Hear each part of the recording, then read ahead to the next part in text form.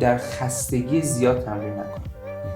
این بدن شما به اصطلاح گیواب میکنه. دیسک کمر و کمردرد معمولاً درد و مشکل جوون هاست. دردی که ببینید بیشتر از 3 الی 4 روز بمونه دیگه درد آسیبه و باید توسط متخصص چک بشه. من واقعاً یکی از چیزایی که خب خیلی حالمو خوب میکنه بی درد شدن افراده. من توصیه‌ام به ورزشکارا اینه که ماهی یه بار یه چکینگ بشین، حتی اگر درد نداری. با اینکه ما رفتیم و اومدیم ولی یه نیم نگاهی هم به مهاجرت داریم، به خاطر اینکه یه وقتای شرایط خیلی با اینکه دوست ندارم، من واقعا در خارج از ایران کار کردن دوست ندارم. بعضا خیلی ارجاع میدن که آقا شما باید برید ورزش کنید توی باشگاه، عضلات حالا اون اطراف رو تقویت کنید و حالا بهتر میشی و درمانت هم حتی شاید انجام. اینجوری نیست که ما بگیم ما توانبخشی داریم انجام میدیم نه ما مخالف جراحی. ما واقعا بعد از تقریبا 3 الی 4 هفته تمرین ندادن یک عضله، اون عضله به ویکنس یا ضعف میرسه. تو خیلی خوش اومدی. متشکرم دعوت شما. خواهش میکنم. امیدوارم که هم ما هم مخاطبا بتونیم از شما، از حضور شما بهترین بهره رو ببریم. باعث افتخار. زنده باشید.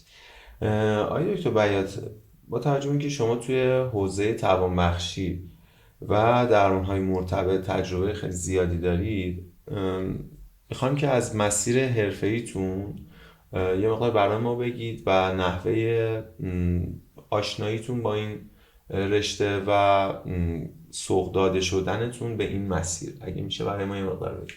حتما.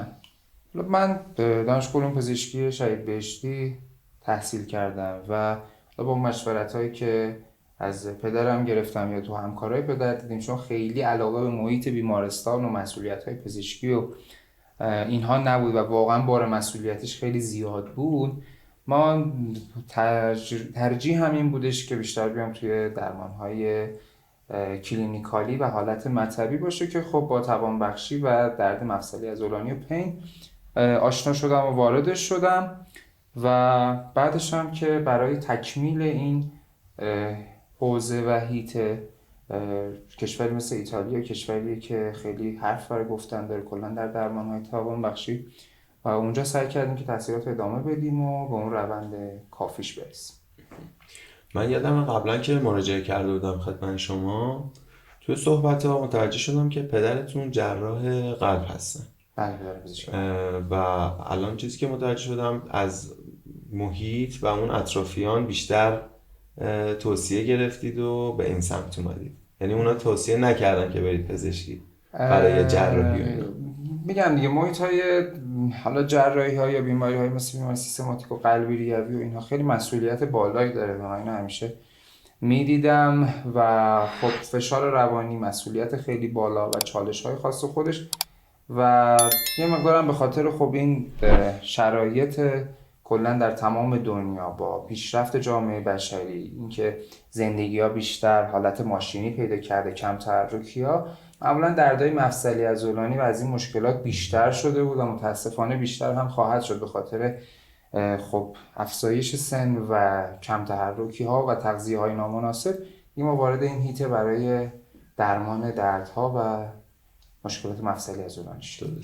از اول به این رشته توانبخشی علاقه داشتید یا در کل از اول به حالا محیط پزشکی و فضای پزشکی علاقه داشتید؟ نه، درمانو کلا دوست داشتم، ولی میگم چون در پدر دیدم که خیلی مسئولیت‌های بالایی داره، بیشتر مقدار سمت رشته‌هایی رفتیم که خارج از محیط بیمارستان و یه مقداری حالت کلینیکال‌تر و مطب باشه که یه مقدار با خلق و خوی خودم و شخصیت خودم هم بخوره. پس از اول دوست داشتید وارد فضای پزشکی بشید؟ ما تو محیط بودیم، ناخواسته تو محیط بودید، با سلام مشورت رفتید به سمتی که حالا فکر میکنید مناسب روحیاتتون بوده. بعد یه چیز دیگه که من حالا متوجه شده بودم باز این بود که شما ورزش بدنسازی رو انجام میدید، بعد این خود فعالیتتون توی این رشته و حالا آسیب‌های احتمالی که خب برای هر فرد توی این رشته پیش میاد و اجتناب ناپذیره، چقدر توی شناخت حالا نیازهای درمان به شما کمک کرد؟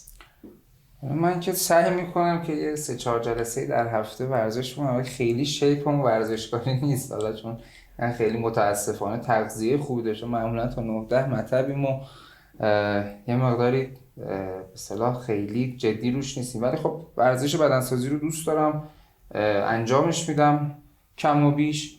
خب خیلی کمک کننده بود. یکی این که خب از تجربیاتی که اونجا حالا من دوستانی که توی باشگاه داشتن تمرین میکردم به ما دادن و بعدش هم که خب بررسی میکردم الان من این کاری کردم چرا خودم درد داشتم، سرچ کردن مقاله، بررسی، مشورت با اساتید تو این روندم به ما خیلی کمک کرد که اصلا ما سمت همین اسپورت مدیسن و کلا سوق داده شدیم و تقریبا تا 78% بیماران ما همون ورزشکارا هستن و دیگر یه شاید دیگه دلایلش همین میتونه باشه.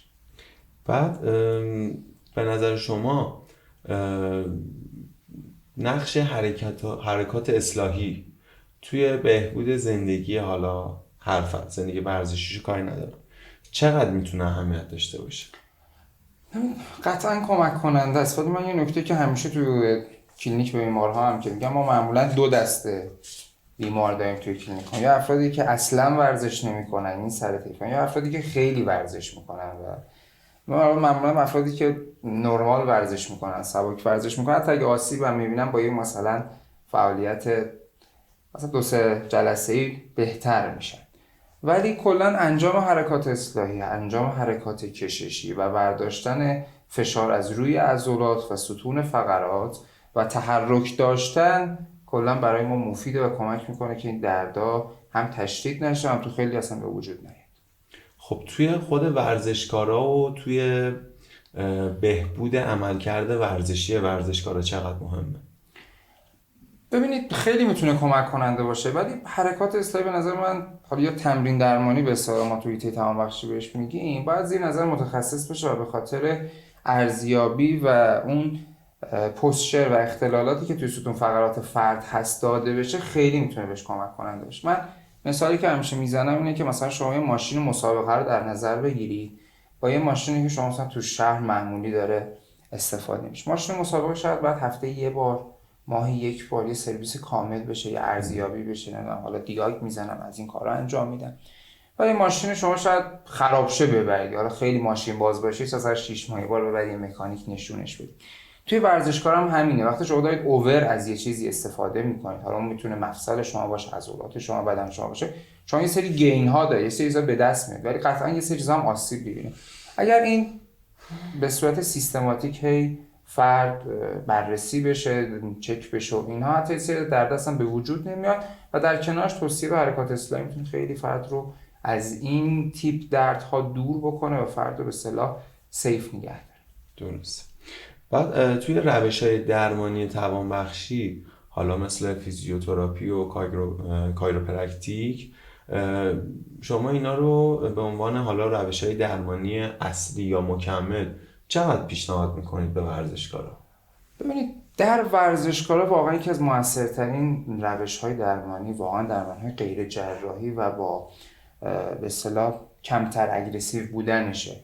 چون بالاخره فرد ضعف عضلانی نداره، شیپ خوبی داره، قدرت خوبی داره و خیلی وقتا با اصلاح یا مثلا گرفتگی یه عضله یا اصلاح ستون فقرات، چرخش یک مهره، چرخش لگن، ما میتونیم فرد خیلی راحت به ورزش برگردونیم. ولی خب در یه سری از شرایط که حاد میشه، مثل افراد مسن یا دردایی که دیگه خیلی مزمن شدن و اینها، خب درمان‌های اگریسیوتر مثل تزریق، مثل جراحی هم گزینه‌های ماست که ما معمولا هم داریم که شاید در هفته 5-6 نفر ارجاع میدیم به جراحی. اینجوری نیست که ما بگیم ما توانبخشی داریم انجام میدیم نه ما مخالف جراحی. واقعا یه سری ما رد فلگ ها داریم، اگر فرد اینها رو داشته باشه بلافاصله ارجاع میدیم که جراح ویزیت بکنه، حالا دیگه ایشون میدونه که حالا بفرسته برای توانبخشی یا برای جراحی.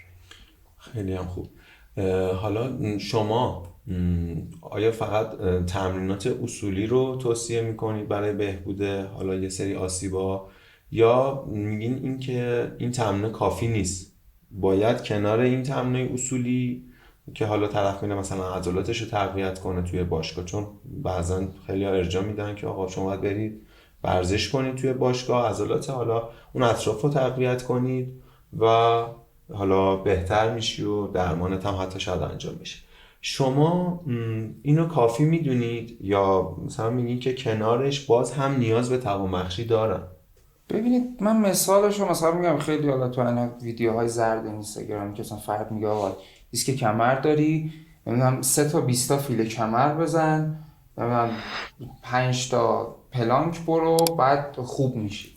ببینید واقعا اگر فرد یه گرفتگی مثلا گرفتگی ساده عضلات کمر باشه و اینها، شاید با حرکات اصلاحی و یه مقدار استراحت و دارو درمان کانزرواتیو بهبود پیدا بکنه. ولی واقعا اگر یک دیزوردر، یک اختلال توی بافت وجود داشته باشه، خیلی وقتا شما با تقویت اون عضله کار ما رو سخت‌تر می‌کنید. یعنی ما تو روند درمانی وقتی لازم داریم که اصلا این عضله رو اینهیبیتش کنیم، یعنی خاموشش کنیم، یه مقدار فشار رو از رو بافت ورداریم که این بافت بتونه خودش ریکاوری بکنه. حالا فرد مثلا نگاه می‌کنه توی باشگاه وزنی سنگینی بلند کرده، یه دیسکی بیرون زده، خودش همینجور اسپاستیک هست. حالا به توصیه مثلا یه دوستی در اینستاگرام یا حالا هر فردی میگه که فیلت ضعیفه، برو فیل کمر بزن. که من با فیل کمر کلا مخالفم، چون خیلی اوضاع بدتر میکنه، میزنه و دردش 2 برابر میشه میاد پیشه. یا مثلا هی مسکن میخوره، درد رو ایگنور میکنه و بعد دوباره اوضاع بدتر میشه. ولی اگر فرد خب دردی نداره، اختلالی نداره، درد ماندگاری نداره، دردی که ببینید بیشتر از 3 الی 4 روز بمونه، دیگه درد آسیبه و باید توسط متخصص چک بشه. این واقعیتی. حالا ما در ایران به خاطر مشکلات بیمه و اینکه خب همه هزینه‌ها معمولاً با خود فرده، این یه مقداری کمتر داره اتفاق میفته.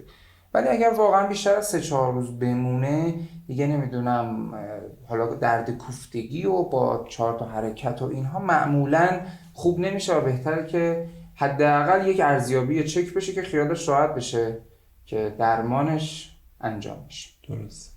حالا شما با توجه به اینکه خیلی مراجعه کننده دارید به بابت اینکه مثلا طرف آسیب ورزشی دیده، شما بیشتر فکر میکنید که اینا در اثر فشار تمرینات، حالا همون بخش ریکاوری نداشتن، چون تو خیلی از حرفه‌ایام این آسیبا هست، یا اجرای نادرست حرکات بیشتر باعث این آسیبا میشه؟ من فکر نمی‌کنم یا بشه گذاشت، به نظر من و بهتر، یعنی هر دو میتونه باشه. من مثال خیلی تیپیکشو داریم دیگه، مثلا حالا کمردرد و شانه درد شایع ترین دردیه که در ورزشکارا هست. ولی مثلا من خیلی شایع دارم که مثلا فرد یک پشت میز نشینه، حالا رفته پیش یکی از همکاران گفته برو ورزش کن، حالا اونم میره باشگاه مثلا نزدیک خونه‌شون ثبت نام میکنه، یه مثلا اختلال داره، مثلا شونش گرد رام شده، بعد میره رو اونجا میگن خب آقا مثلا اینجوری سرشونت اینا هم گرد شده، چیکار کنم؟ سرشونت رو قوی کن. توی این دیزوردر، یعنی توی این اختلالی که داره، یعنی مفصل شونه باید اینجا قرار بگیره، برای ایشون اومده جلو و اینجوری قرار گرفت. حالا این فرد میره رو همین دیزوردر شروع میکنه با وزنه سنگین تمرین کردن، حالا تاندوناش هم آسیب میزنه. متوجه منظور من هستید؟ یعنی مثلا خود همین حرکت، یعنی اختلالی که تو ستون فقراتش بوده، تا میتونه وزنش سبک باشه، اجرای حرکت درسته ولی بدن بیس درستی نداره. این در فرد درد رو ایجاد میکنه. ولی خب در ورزشکارای حرفه‌ای‌تر ما معمولاً اجرای نادرست حرکات کمتره، ولی وزنهای خیلی بالا، برای اینکه نمیتونن بالک عضلانی خیلی زیاد پیدا کنن و واقعا فرد دیگه خارج از توانشه که اون وزنه رو بزنه. و خب وقتی شما این وزنه رو میذارید قطعاً مفصل شما درگیره، عروق شما درگیره، سیستم عصبی شما درگیره، عضله هم درگیره. وقتی دیگه عضله زورش نرسه، از همه اینا کمک میکنه که به اصطلاح بتونه اون حرکت رو انجام بده، اون بافت رو ثباتش رو نگه داره که خب دوباره دچار آسیب میشه. دقیقاً. چون خودم یه آسیب دیسکی که داشتم، حالا درسته که خیلی سال پیش بودش و یهو خودش رو خیلی خوب نشون داد، هر کسی که متوجه میشد، حالا چون من کار مربیگری انجام میدادم، هر کی منو میدید میگفتش که اسکات سنگین زدی، مثلا نمیگفت اشتباه زدی. حالا شاید مثلا اگه اون طرف یکی از بچه‌هایی بود که تو باشگاه میومد، حالا به عنوان یکی از عضوای باشگاه تمرین میکرد، اولین چیزی که بهش میگفتن این بود که مثلا حرکت رو بد زدی، مثلا حرکت رو اشتباه زدی. دقیقاً چیزی که شما میفهمین دقیقاً درسته و فکر کنم جفتش باشه، ولی بنا به اون تجربه طرف و سابقه طرف میشه اینو سوق داد به اون عللی که شما فهمید. یکی هم من خیلی توصیه که میکنم به بیمارا، در خستگی زیاد تمرین نکنن. یعنی بدن شما به اصطلاح گیواب میکنه، یعنی اون سیستم گردش خون شما سیستم هورمونی شما، سیستم الکترولیت های شما وقتی که دیگه تو خیلی خستگیه درست کار نمیکنه. درست. و حالا شما مثلا با کافئین، با یک انرژیزا، حالا در بدنسازی مثلا با یک پمپ، مثلا حالا فرد خیلی خسته است، کم خواب بوده، سطح کورتیزول خیلی بالایی داره، این سیستم بدن الان رو فاز تخریبه تا رو فاز ترمیم، میره یه تمرینی انجام میده و خب عضله توان اونو نداره و یهو گیواب میکنه. و گیواب کردن عضله یعنی فشار روی تاندون، فشار روی لیگامان ها و فشار روی مفصل.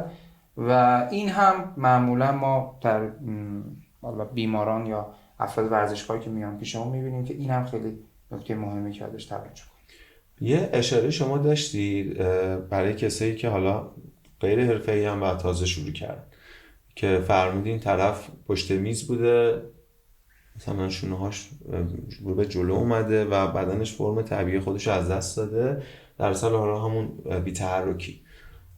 مثلا یه همچین شخصی که حرفه‌ای نیست و تازه کاره میخواد بیاد و ورزش کنه، حالا ورزش بدنسازی مخصوصا، شما توصیه‌تون به این آدم چیه برای اینکه آسیب نبینه؟ من یه هیته‌ای داریم، خب ما یه کاتگوری بخوایم داشته باشیم، واقعا افرادی که بالای 5-6 ساله که فعالیت بدنی نداشتن، ورزش نکرده، کوهنوردی، پیاده روی و اینها رو نداشته، میخواد برگشت کنه به ورزش، مخصوصا اگه سن بالای 30 باشه، ما توصیه میکنیم اول با آب درمانی شروع بشه. یعنی مقالات هم این رو تایید میکنه که شما وقتی آب درمانی انجام میدید ببینید هیچ فرقی نمیکنه از مفصل مچ پا، انگشتان تا دیگه مثلا کره بدن ما که میشه دیسک کمر، این باید با این تحرک اخت بشه. یعنی حتی ما این جدا اینکه ضعف عضلانی داریم، لیگامان هامون کوتاه، یعنی اون رباط ها، اون تاندون ها کوتاهن و با آب درمانی، یعنی مثلا فرد بره 2 جلسه 3 جلسه در هفته توی آب راه بره، بذاره این بافتا به اصطلاح آب دیده بشن، یعنی به اون طول نرمال برسن و بعدش برگرده حالا شروع بکنه به ورزش. این خیلی جلوگیری میکنه از آسیب در این افراد. اما فردی که مثلا حالا 1 سال ورزش نکرده، مثلا دوباره میخواد برگرده به ورزش، نکته مهمشه که بدونه که واقعا بدنش ضعیف شده. یعنی ما واقعا بعد از تقریبا 3 الی 4 هفته تمرین ندادن یک عضله، اون عضله به ویکنس یا ضعف میرسه.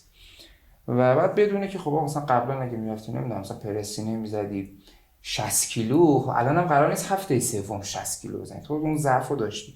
یه مقدار آروم آروم فول بادی باشه، تحت نظر مربی باشه که واقعا بدن رو بشناسه و حرفه‌ای بخواد کار بکنه و یه مقدارم به اصطلاح اون چاشنی هیجان رو کم بکنن. خب شما باید یه زمانی رو طی بکنی، یه پروسه زمان میبره که شما اون به اصطلاح عضله سازی رو انجام بدید تا فرد آسیب نبینه. ولی در افرادی که خودشون میفهمن، من معمولا به بیماران میگم مثلا خودت تو آینه خودت نگاه میکنی میفهمی، مثلا میبینید این کمر من نیومده جلو، گودیم زیاد نشده، پشتم قوز نکرده، مثلا فرد میگه من میرم خرید کنم یه کیسه 5 کیلویی بهم گردن درد میده. خب این تیپی که اینه که دیگه شما معلومه الان بری تو باشگاه وزنی مثلا 10 کیلویی بخوای پرس بزنی میگیره، یعنی میتونه اون گرفتگی. خب بهتره که توسط متخصص چک بشی، بعدش شروع بکنی، شاید ریسک آسیبات خیلی کمتر هم بشه.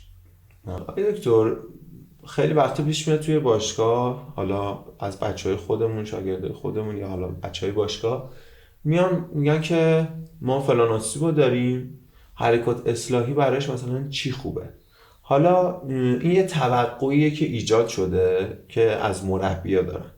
میخوام ببینم که این تا چه حد منطقیه که این توقعات از مربی‌ها دارن و اینکه بهتر بپرسم اون حوزه اختیارات مربی تا چه حد میتونه باشه. اصلا صلاح میدونید این کار انجام بدن یا به صورت عمومی ما انجام بدیم، یا مثلا با یه مقدار حالا مطالعه حالا تخصصی تر در مورد اون آسیبا ما هم میتونیم یه سری حرکات اصلاحی رو توصیه بکنیم به بچه‌ها، یا میگید اصلا ما این کار رو انجام ندیم؟ ببینید در درمان حرکات اصلاحی، یعنی بخوام بگیم مثلا فرد انجام بده، اگر فرد مشکل دیزورده یا دیزیز داشته باشه، بیماری داشته باشه، واقعا با حرکات اصلاحی درمان شاید نشه. ولی خیلی وقتا برای پیشگیری از آسیب‌ها، خیلی وقتا برای درست کردن اون راستای ستون فقرات، مثلا قوز پشت، مثلا ضعف یه سری از عضلات، حرکات اصلاحی خیلی هم کمک کننده است. توسط متخصص انجام بشه خیلی بهتره. ولی واقعا مثلا فردی که دیسک کمر داره و مثلا پاش سر میشه، مثلا شما بخوای با مثلا 3 تا تمرین اینو خوبش بکنی اصلا امکان ناپذیره. ما تو سال 2022 بیمه‌های امریکا اعلام کردن که چیزی بالغ بر 120 میلیارد دلار فقط هزینه لو بک پین دادن. واقعا اگر مثلا این دردای شدید، این مشکلات دیسک کمر مثلا با 2 تا 3 تا تمرین درمان پذیر بود، واقعا این بیمه ها نمی‌اومدن اینا رو به مردم بگن تا بتونن حداقل از اینجا جلوگیری کنن. واقعا اینجوری نیست. ولی میگم تو خیلی از جاها برای اصلاح اون فرم بدنی، پیشگیری از آسیب‌ها که واقعا این چیز مهمترین چیزا در ورزشه که شما پیشگیری بکنی از آسیب اصلا درد نداشته باشی، اینه که این کار رو انجام بدی. اما در مورد اینکه مربی چقدر میتونه تو دردها کمک کننده باشه یا فرد اصلا تو چه دردایی باید بیاد پیش ما، ببین دردی که میگم 3-4 روز ادامه پیدا بکنه، بیشتر 3-4 روز باشه، نیاز داره که بررسی بشه. اگه فرد آسیبی میبینه، دچار ورم میشه، ادما میشه، دچار کبودی میشه، بهتره که همونجا تمرین رو قطع بکنه و حتی شاید درد نداشته باشه ولی بهتر تمرین رو قطع بکنه چون این اوضاع رو بدتر میکنه. یا علائمی مثل بی‌حسی، گزگزی، مثلا داغی یا سردی اندام، مثلا فرد میگه این کار میکنم انگشتام سر شد، پام سر شد، ساق پام مثلا شروع کرد به تیر کشیدن، اینجا باید حتما فرد به متخصص مراجعه بکنه و روند درمانش رو پیگیری بکنه. ولی یک سری از دردها هم سلف لیمیتدن، یعنی خود به خود خودشون درمان میشن و خیلی ما با اونها کاری نداریم. فرد با یه استراحت و با یه سری حالا مثلا گرما درمانی، آب گرم، یه استخر میتونه این روش رو درمان بکنه. چون من یادمه دوران دانشجویی یه استادی داشتیم، خیلی هم استاد خوبی بود. بعد رشته گرایشش فکر کنم آسیب شناسی بود. بعد واحدی که با ما ارائه داده بود واحد عملی بود. بعد توی کلاس داشت با ما توضیح میداد، به ما میگفتش که آقا درد مثلا داشت حرکات رو میگفت تا آستانه یه درد ببرید توی اونجا لودش کنید، نگهش دارید، بیشتر نرید.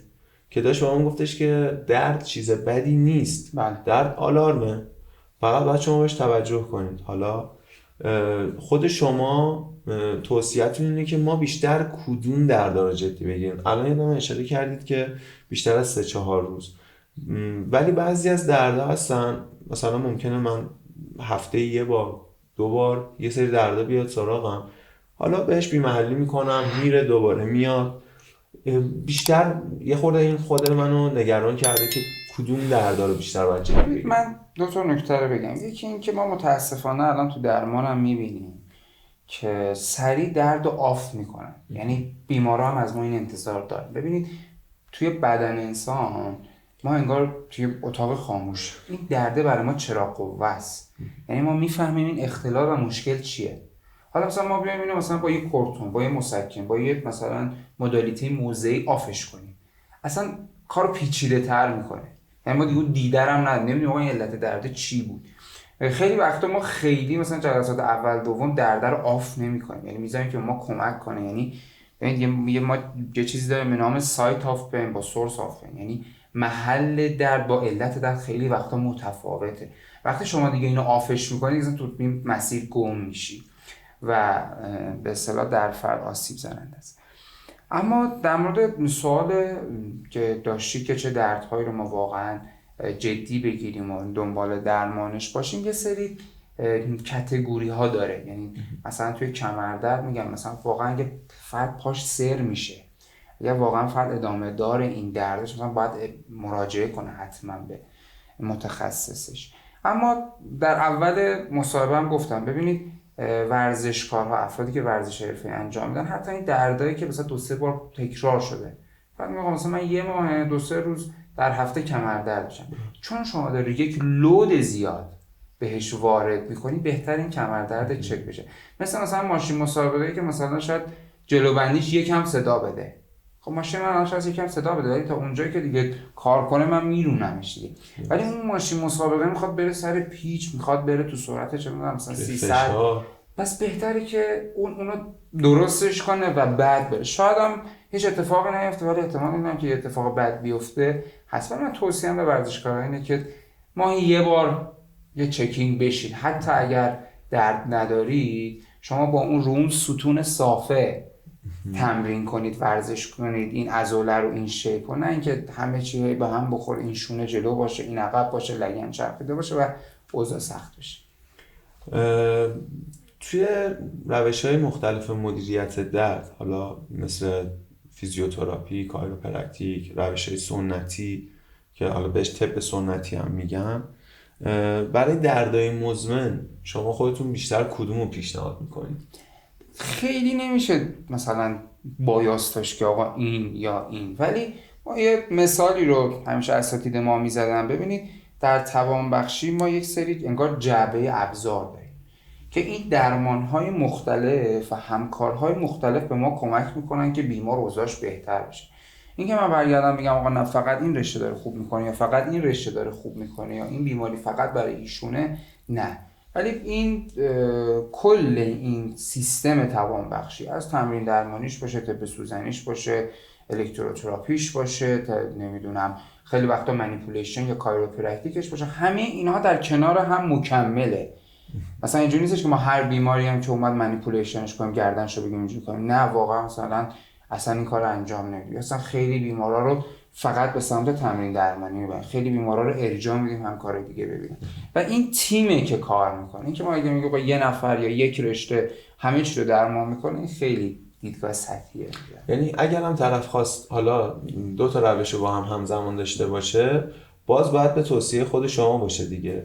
چون دیگه معمولا ارجاع دیگه، مثلا ما خیلی وقتا احساس میکنیم که این کمه، ارجاع میدیم، یا وقتی خیلی وقت مثلا فرض کنیم تو کلینیک جامع که تمامی همکارها و روش‌های درمان تو اونجا باشه که این بتونه اون سیستم درمانی رو کامل به اصطلاح دریافت بکنه و روند درمانش تکمیل بشه. یعنی سر خود پیش کایروپرکتیک نره، همزمان پیش دکتر دیگه ای نره، مگر اینکه حالا شما یا اون فردی که اول پیشش مراجعه کرده و به عنوان متخصص رفته پیشش به ارجاع ایشون و به دست معمولا اینجوری. ما یا استادش میرفت قشنگ زد گفت ببینید بیمار جای میره که نتیجه بگیره.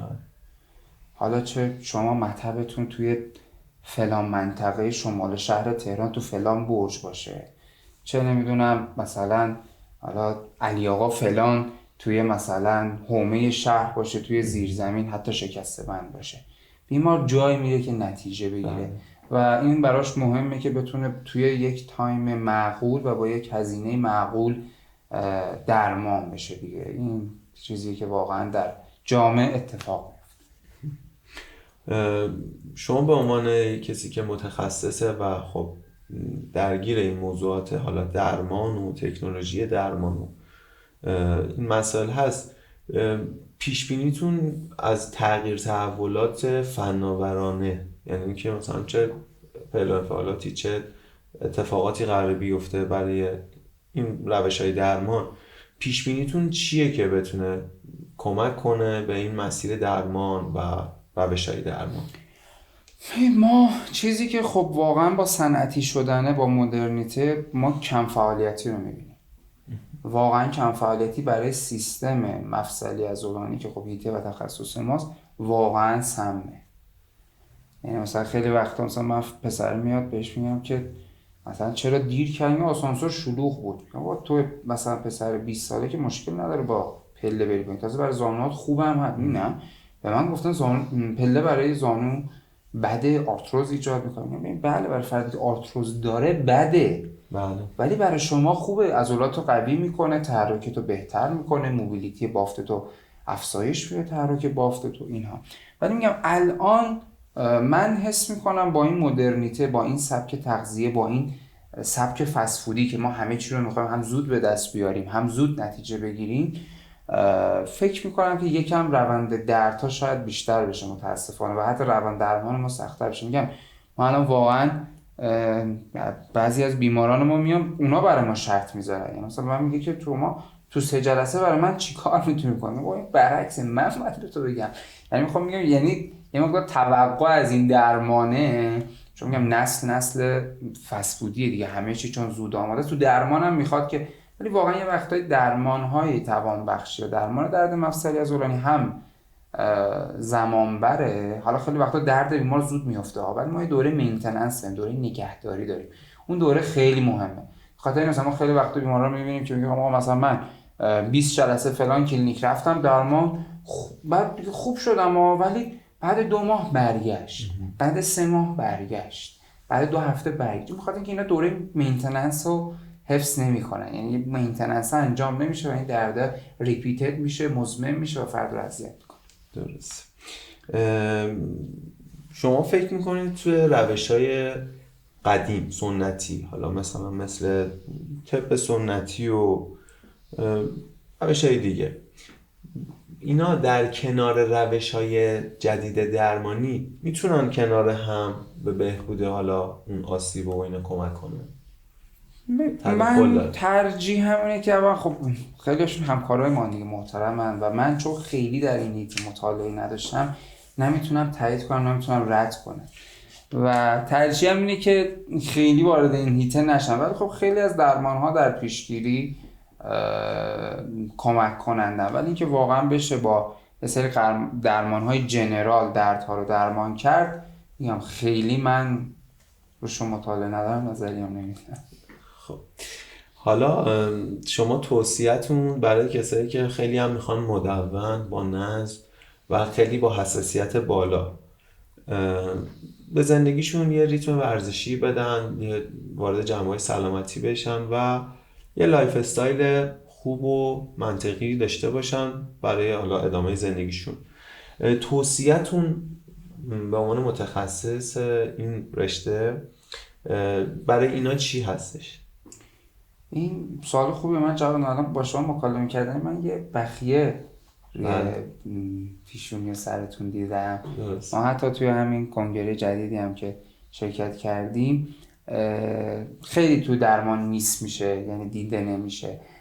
وجود بخیه رو حتما با پزشکتون و متخصصتون در میون بذارید، بهش بگید، چون خیلی وقتا این درگیری های بخیه ها، جراحی ها، اون سیستم فاشیای بدن ما رو به هم میزنه. فاشیا میشه اون لایه سفیدی که شما ماهیچه گوسفند دیده باشید، یه لایه سفید روش هست، محل اتصال مثل سلفونه. دقیقاً این فاشیا اگر به هم بخوره به خاطر اون بخیه فضا رو جمع میکنه، مثل نایلونی که از یه جا شما بهش حرارت میدین یا یه جا وقتی مثلا پاره میشه شما اینو میدوزید، خب این جمع میشه دیگه.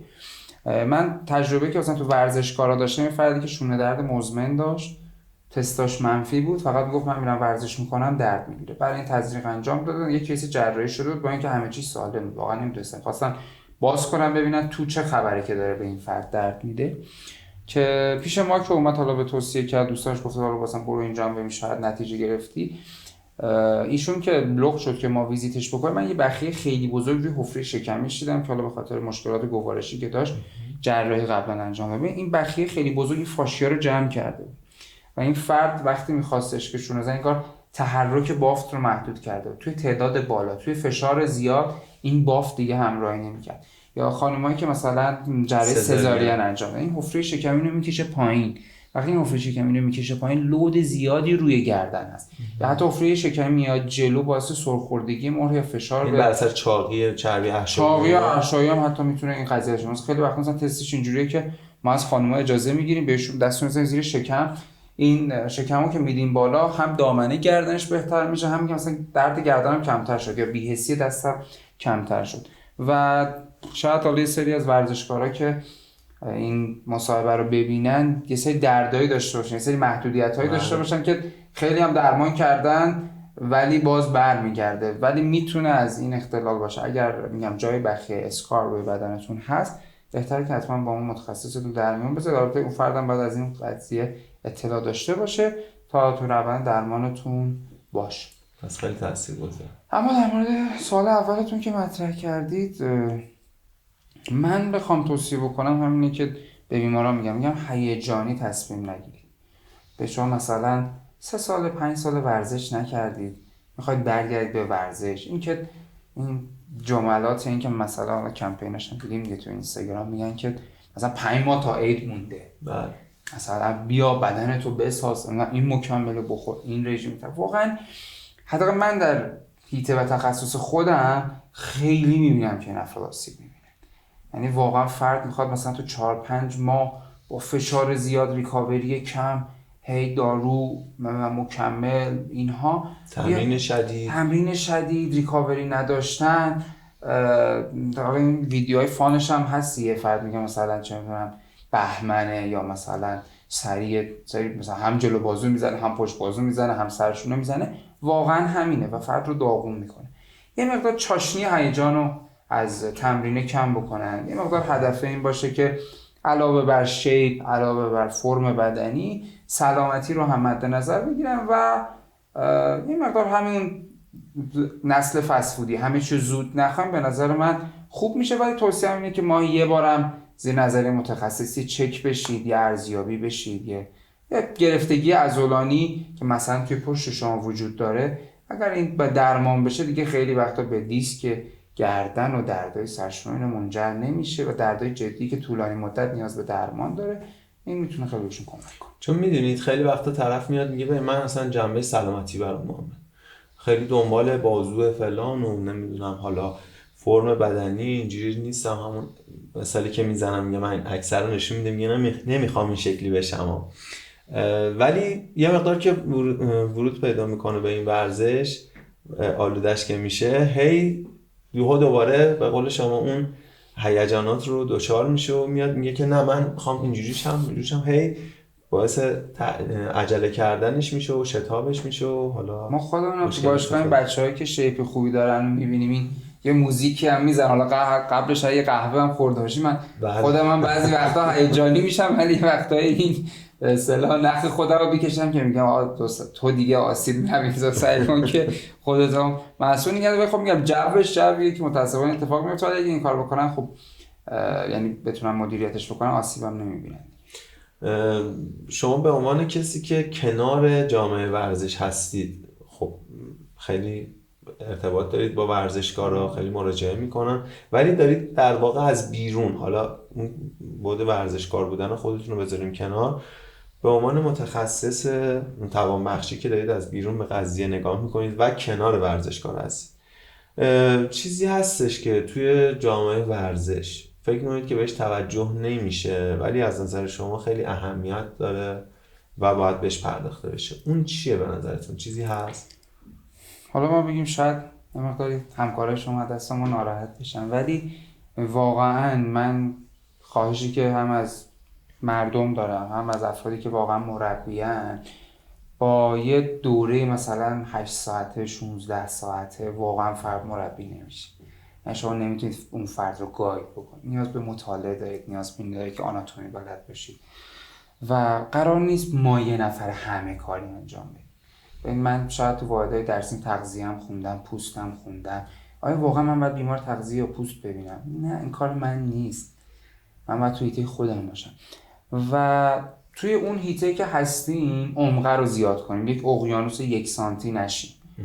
من به عنوان مثلا یک مربی برم بخونم، نه محتوای اینستاگرامیات که دیدید یه بار یکی نشون میده اینجوری زدن درسته، یه بار اینکه میشه اینجوری زدن درسته برای ویو گرفتن، نه واقعا اوییدنس بیس سرچ کردن مقاله، مطالعه تکست، مطالعه کتاب و فرد اون درگیر باشه و واقعا بشناسه بدن، آسیب ها رو بشناسه، یه سری رد فلگ ها رو بشناسه. مثلا آقا فرد الان میاد یه سرشونه میزنه دستش سر میشه، میگه رد فلگ، نذار ادامه بده. به عنوان این مربی تو گایدش کن، نه که بگو اب نداره از ضعف عضلانی 10 تا دیگه بزن، مثلا افتاد مثلا نیفتاد. نه، اینها اگر واقعا باشه به نظر من هم مربی ها خیلی حرفه‌ای تر میشن و خب بحث تخصص و اون هیت اوکی میشه، همین که خب مردم کمتر آسیب میبینن و خب یه وقتایی همه ما میپرسن این بدنسازای حرفه‌ای که واقعا مثلا ورزش بالاخره برای بدن مضر یا مفیده، ولی واقعا اگر زیر نظر متخصص باشه، اون هیجان کنترل بشه و مربی ها خب کوچ خیلی خوبی روی داشته باشن، واقعا خیلی میتونه کمک کنه. البته اینم بگم که من خودم هم خب تو باشگاه هستم که واقعا خیلی از مربی‌ها مخصوصا برای افرادی که تازه کارن، واقعا کار با دستگاه رو نمیدونن، زوایا رو میگن، خیلی کمک میکنن که واقعا فرد خودش نابود نکنه و این اینجاست. ولی قرار نیست همه کار رو یک فرد انجام بده و یه مقداری باید سعی کنیم که اون متخصص بشن. به نظر من موضوع خیلی بهتر میشه. با توجه به موقعیتایی که دارید هر حال حاضر، چه اهدافی رو برای آینده حرفه خودتون دارید و میخواید بهش برسید؟ خیلی سوال چالشی، ما تقریبا هر روز هر شب به این قضیه فکر میکنیم، ولی واقعیت یکی، من یه نکته رو بگم، چون من از جامعه تمام بخشی اومدم، الان متاسفانه در اینستاگرام این روش های منوال تراپی، منیپولیشن یا حالا به اصطلاح کایروپرکتیک که ما انجام میدیم خیلی مد شده. یه حوله میندازن دور گردن یکی، یه تناب میندازن، وای استرپ، ما باید استرپش میکشن. خواهش میکنم من خودم تو کلینیکم این کار رو انجام میدم، نه اینکه گردن رو بگم بشم، از منیپولیشن میکنم، ادجاستمنت میکنم، ولی واقعا تست های خیلی مهم داره. اصلا خیلی جاش رد فلگه. و ما 2 تا شریان خیلی مهم داریم که دقیقا از اطراف گردن ما وارد مخچه میشه. یک حرکت خیلی هیجانی، یک فشار خیلی کشیدن خیلی زیاد میتونه رگو پاره بکنه و فرد واقعا میتونه همونجا تموم بکنه، میتونه سکته بکنه و اصلا اتفاقات خیلی بدی میتونه در فرد ایجاد بکنه. و این فضای نخاست و واقعا شوخی بردار نیست. نه اینکه ما هر کیو دیدیم بخوابونیم تق. حتی من مثلا بعضی وقتا مثلا داداشم دوستام میدن که مثلا این گردنشون یه 4 تا اینجوری میکنه، یه دونه اینجوری کنه، با نکنی. یه خود خوشاینده. آره خب اون پاپه باحاله، ولی واقعا خواهش می‌کنم اولا اینکه جونتون دست این افراد نسپرید. و اصلا من نمیدونم، مثلا فرد کمردرد داره میگیره گردنشو میکشه، بعد میگه پاشو راه برو. مثلا فردم پا میشه راه میره میگه من خوب شدم. یعنی شما از 200 تا متخصص اینم بپرسید که واقعا اصلا این امکان پذیر نیست که شما با یک ترکشن گردن که تازه غیر اصولی هم هست کمر فرد رو شفا بدید. و خیلی وقتا مثلا طرف اینجوری میگه مثلا یارو داره ویدیو میذاره که خوب شدن، یعنی اون 100 نفر رو تو هفته میبینه، 5 نفرشو میذاره که خوب شدن، حالا راست و دروغش با خودش، ولی ما هم داریم 10 نفر تو هفته میبینیم که زدن ترکوندن. و خیلی وقتا میام پیش میگم من دیگه نمیتونم به دست بزنم، یعنی انقدر اوزاد بده برو جراح ببینید. و من این رو از طرف جامعه درمان از مردممون خواهش میکنم، واقعا وقتی که میرید فرد رو بررسی کنید، کد نظام پزشکی داشته باشه، مطب داشته باشه و فرد اکسپرت باشه، اصلا بدونه داره چی کار میکنه، نه اینکه هر کاری با هر کسی انجام بده. اینو خیلی دوست داشتم بگم، چون اما خیلی الان میپرسن که آقا نمیدونم قلنجگیری گردن چند، نمیدونم این حوله چرا نمیندازید. مثلا ما بیماره خودمون میام آقا من این دیسک گردن چرا منو با حوله یه دونه نمیکشه خوب شم پاشم. واقعا آخه نمیشه، اینا تو همه سوء متاسفانه. اما سوالات من رفتم سوالم یادم سوالاتون یادم. با توجه به اینکه الان تو موقعیتی که هستید و خب بالاخره یه مسیر رو خیلی طولانی رو طی کردید تا به این جایگاه رسیدید، به این موقعیت رسیدید، از الان به بعد چه اهدافی رو دارید؟ من واقعا یکی از چیزایی که خب خیلی حالمو خوب میکنه بی درد شدن افراده. یعنی شاید یکم شعاری باشه ولی مثلا واقعا من یادم شما اول بار که مطب ما اومدید سایت بند بودید دیگه، شیفت بودید از درد خیلی زیاد، باغون و کج در حدی بود که من گفتم بشین رو صندلی که شهر حاضر گفتین نمیتونم بشینم، بذار رو تخت دراز بکشم. و واقعا خیلی وقتا اینا خستگی ما رو در میکنه. نه حالا در مورد این تعریف آقای متایی که واقعا گذاشتن متاسفانه حالا کاری نداره، ولی اینو خیلی دوست دارم. یعنی دوست دارم که بتونم به جامعه بیشتری کمک بکنم، بتونم این آگاهی رو بدیم، این دردا رو کم بکنیم.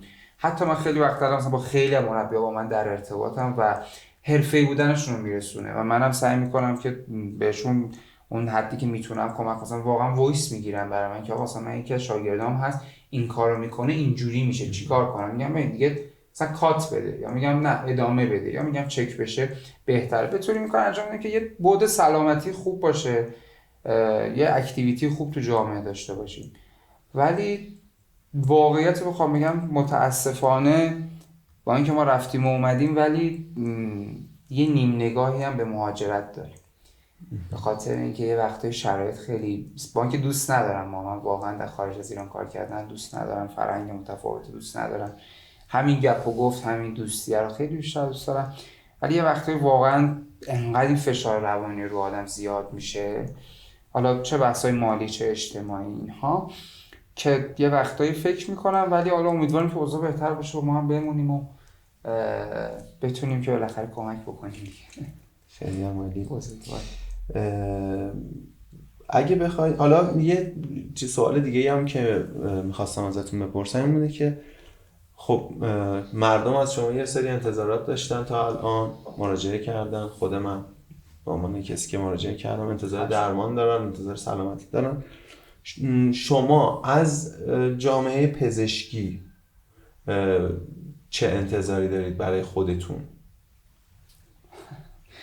خیلی سوال چالش برانگیز. ما که خیلی انتظارات داریم، خیلیش هم مکتوب میکنیم میفرستیم، خیلیش هم گفتیم، ولی خب یه قسمتیش که واقعا جامعه باید اصلاح بشه به خاطر وضعیت اقتصادی. ما همین الان مثلا تو چالش تمدید مطبه، خب ما مثلا تازه امسال خیلی خوب تعرفه‌ها رو افزایش شدن 20 و چند درصد بوده، ولی مثلا ما الان کرایه مطب مثلا فرد میخواد بالای تقریبا 150-200% افزایش بده. خب این خیلیه. مثلا من خیلی از دوستانم که مهاجرت کردن یه وقتی کار می‌کردن مثلا میگفتم تو که مطبت خوب بود، شلوغ بود، بیمار راضی داشتی، چرا رفتی؟ گفتم یه جایی احساس کردم که من 20 روز 22-23 روز رو دارم برای کرایه اینجا کار میکنم. خب واقعا خیلی باید درمانی با مسئولیت فرسایشی، مثلا ما واقعا تو روز 8 ساعت 10 ساعت سر پایین کار فیزیکی با بیمار در ارتباط بودن، مسئولیت داشتن. ولی خب این میگم یه قسمتش اینه که خب بود شرایط اقتصادی و جامعه و اینها امیدواریم که بهتر بشه. یه بودی هم که وجود داره تو همکاری خودمون، بگم یه مقدار همکارا باید به هم لطفشون بیشتر. چجوری بعضی وقتا میگم مردم یکم لطفشون به هم بیشتر شه، همکارا همچنین خیلی این بایاس بین رشته‌ای و این باید این کارو بکنه اون باید اون کارو بکنه، و واقعا ترش هم میبینیم که یه ماساژور میاد از 100 تا همکار با بیشتر اون کار انجام میده و ما خیلی وقتا واقعا نمیتونیم اون فرد رو، حالا این ضعف قانونمونه ها که یه همکاری اختلال میکنه فردا صبح همه مطبش هم فلان شده، این فرد چون از این خونه میره تو اون خونه، حالش معلوم هم نیست مدرکش کجاست، اصلا تو ایران زندگی میکنه نمیکنه. ولی این که واقعا جامعه پزشکی در خودشون هم داشته باشن کسی از بیرون، یه فردی که تحصیل نکرده و جون مردم رو به خطر میندازه، اوضاع رو بدتر نکنه و ما با هم باشیم، فکر کنم اوضاع بهتره. درست. اگه یه پیام برای کسایی که دنبال حالا تغییر سبک زندگی و بردن سبک زندگیشون به سمت سلامتی باشه، اگه یه پیامی داشته باشید برای این آدم و این افراد، اون پیامتون چیه؟ من چیزی که خودم الان دارم سعی میکنم انجامش بدم، ورزش‌های مثل بدنسازی یا ورزش‌هایی که فشار خیلی بالایی دارن بدن ما رو تنس میکنه.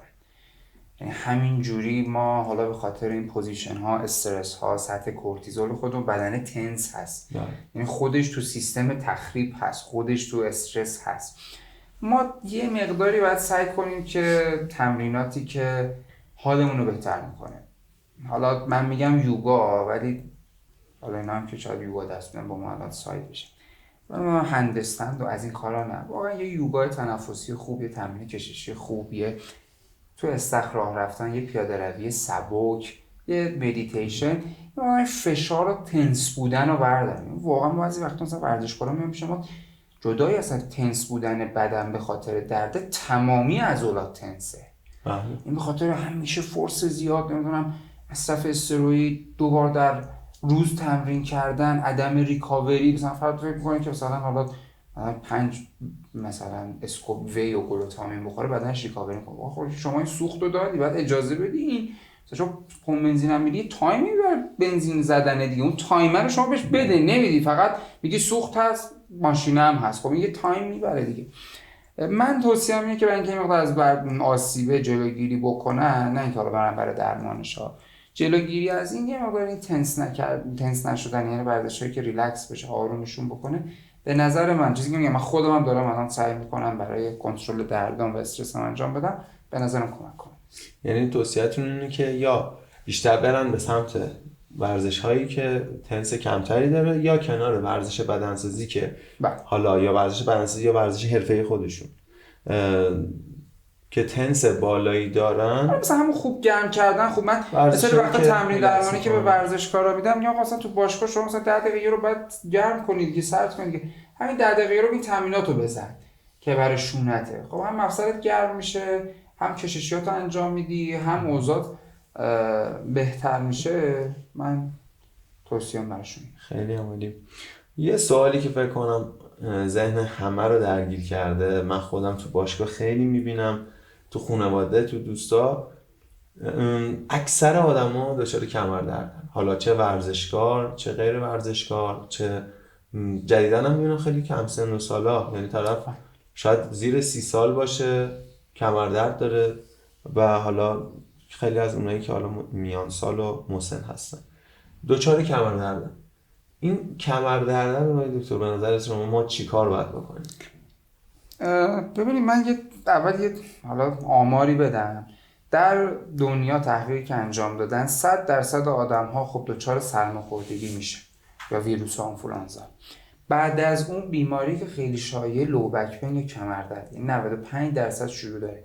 یعنی تو دنیا 95% آدم ها حداقل یک بار کمردرد تو زندگیشون تجربه میکنن. حالا این به خاطر فرم ستون فقرات ماست که ما از رو 4 اندام اومدیم روی 2 اندام و لود زیادی الان روی دیسکای کمری ما وجود داره. حالا جدای همین بحثا و دیسک کمر و کمردرد معمولاً درد و مشکل جوون هاست. مثلا فرد میاد پیشم آقا من 25 سالمه این وزنم، ببین دیگه 60 سالم بشه چیه؟ قطعا باید درمان کنه ها. ولی اینجوری هم نیستش که مثلا حتما باید 60 سالگی کمردرد میگرفته. ما 60 سالگی معمولا کمردرد به خاطر تنگی کاناله، یعنی این استخوان‌سازی اوضاع بد شده، مهرات تغییر شکل دادن و اینها. وگرنه دیسک کمر معمولا بیماری تمام جوان هاست و افرادی که فعالیت زیادی دارن، اکتیویتی بالایی دارن معمولا اتفاق میفته و میگم متاسفانه شیوع بالایی هم داره.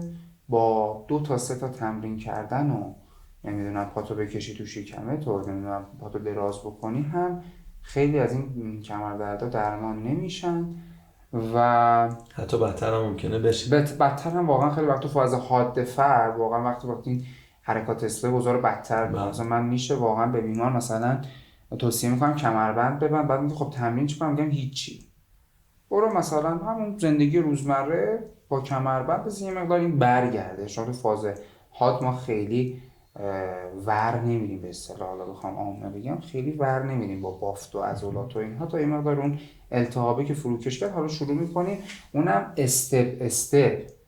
مثلا من دیدم مثلا تو اینستاگرام واقعا مثلا فرد تمرین خوبی هم گذاشته ولی 6 تا تمرین گذاشته برای دیسک کمر که مثلا من 2 تاشو هفته اول میدم، بعد تست میگیرم، اگه تست بیمارم مثلا منفی شد 2 تا دیگه رو بهش اضافه میکنم. نه این که خب بله فرد میاد 2 تا تمرین انجام میده کمرم خوب شد، سومی میزنه، چهارمی میزنه، پنجمی میزنه، بعد میخواد فردا صبح پا میشه کمرم لاک شد. خب این اوضاع رو بدتر، یعنی این استپس زیر نظر متخصصه دقیقاً به خاطر اینکه شما باید یه سری به اصطلاح اون تیک ها بخوره تا شما بتونی اون تمرین ها رو انجام بدی.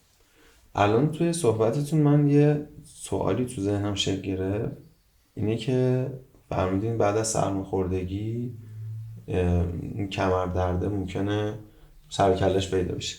برای خود من اتفاق افتاد چون من دنبال درمان سینوزیت هم بودم و یه سرماخوردگی شدیدی داشتم، اگرچه که حالا کمردردهایی رو داشتم از قبل سالها، با اصلاحی هایی که انجام میدادم، با استراحت، با خیلی از حالا همین روش‌های ساده کنترلش میکردم. ولی بعد از اون سرماخوردگی شدیده در واقع که من خیلی آنتی بیوتیک مصرف کردم، خیلی حالا پنیسیلین زدم، این انگاری که خیلی جدی شد و کاری که قبلا انجام میدادم درمان میشدم یا کنترلش میکرد شدیدترش کرد. سوالی که برای من پیش میاد اینه که بعد از کرونا این اتفاق خیلی بیشتر نشده؟ چون بیماری عفونی بوده دیگه، مثل سرماخوردگی. بله یک بیماری وایرال بودش که درگیری ایجاد میکرد در فرد. البته من عرض میکنم من اون میزان شیوع گفتم، یعنی 100% انسان ها سرماخوردگی رو تجربه میکنن، 95% کمردرد. ولی خب چرا عفونت ها، باکتری ها و ویروس ها میتونن این رو فایر کنن، یعنی روشنش کنن یا به یه حالت حاد برسه. مثلا ما داریم که مثلا فردی که مثلا عفونت گلو داره گردن درد میگیره، اینها مقاله بیسه، یعنی واقعا وجود داره. ولی اینکه واقعا بعد از کووید ما میزان کمردردام بیشتر شده، ما تو کلینیک میبینیم که شده. ولی اینکه واقعا مثلا اوییدنس یا مقاله‌ای داریم که من برام استناد کنم این حرفو بزنم، نه، ولی واقعا شده. و در بیماری‌های عفونی به خاطر اینکه شما معمولاً بی تحرک میشید.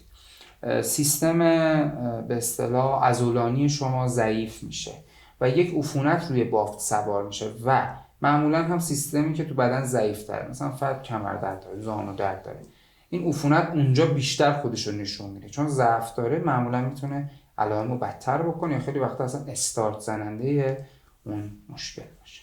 خیلی ممنون. دیگه فکر میکنم همه سوالایی که به ذهنم رسیده بود از قبل یا حتی حین گپ و گفتگومون پرسیده شد و خیلی هم استفاده کردیم و خیلی لذت بردیم. عزیزی، امیدوارم که بازم بتونیم از حضور شما بهره ببریم. با افتخار. عزیزی، متشکرم.